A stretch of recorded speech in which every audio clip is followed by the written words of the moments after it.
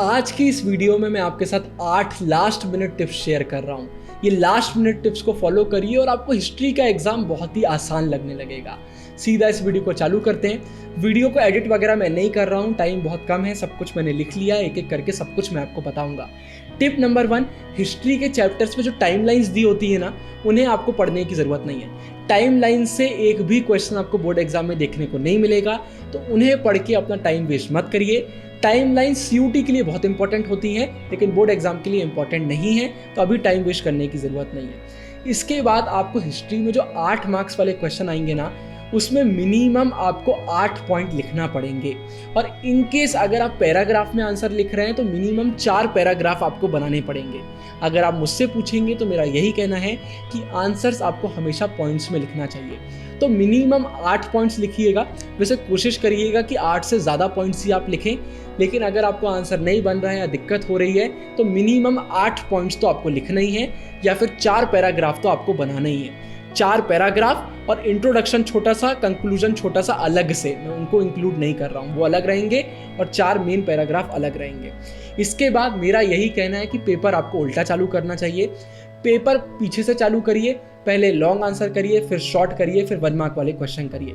Paper लेंदी आता है, आखिरी में टाइम कम बचता है, हम पैनिक करने लग जाते हैं और फिर 8 मार्क्स वाले क्वेश्चन, सोर्स बेस्ड वाले क्वेश्चन में हमारे मार्क्स कट जाते हैं। इसलिए पेपर उल्टा चालू करिए, बड़े बड़े क्वेश्चन को पहले आराम से टाइम देकर पूरा दिमाग यूज कर सॉल्व करिए और फिर आखिरी में शॉर्ट, वेरी शॉर्ट आप कर सकते हैं। इसके बाद मैंने आपको पहले बताया है, फिर से बता देता हूँ जल्दी से, MCQs में 30 सेकेंड से ज़्यादा टाइम नहीं देना है।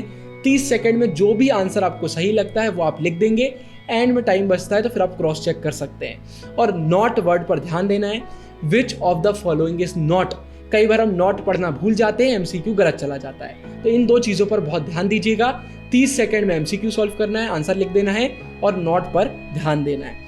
इसके बाद 8 मार्क्स क्वेश्चन पर एक और इम्पॉर्टेंट चीज़ मैं आपको बता देता हूँ। बहुत सारे बच्चे गलती क्या करते हैं, वो फ्लो चार्ट बनाने लग जाते हैं या फिर आंसर में सब हेडिंग देने लग जाते हैं। अब उन्हें 3 पॉइंट 4 पॉइंट में तो सब हेडिंग दे दी, लेकिन उसके बाद उनके दिमाग में और कोई सब हेडिंग आती ही नहीं है और नीचे के पॉइंट फिर सिंपल से लिखने पड़ जाते हैं। ऐसे में ना इंप्रेशन बहुत ज़्यादा गिर जाता है। तो अगर आप सब हेडिंग दे रहे हो तो फिर तो जितने पॉइंट्स लिख रहे हो हर एक में सब हेडिंग दो, या फिर सब हेडिंग आप दो ही नहीं।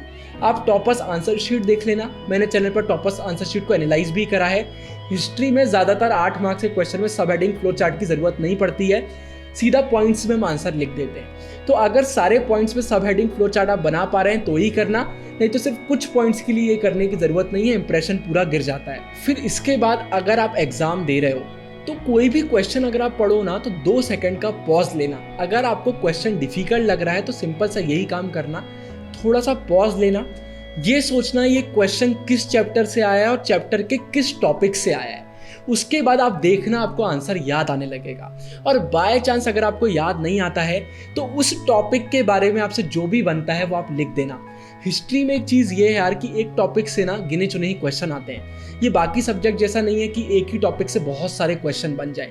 तो वो टॉपिक में जितने भी पॉइंट्स दिए होते हैं वो आप आंसर में लिख सकते हैं। तो आराम से सोचना ये किस टॉपिक से क्वेश्चन आया है, किस चैप्टर से आया है, और फिर उस टॉपिक से रिलेटेड चीज़ें आप लिखना अगर आपको कुछ भी समझ में नहीं आ रहा है तो।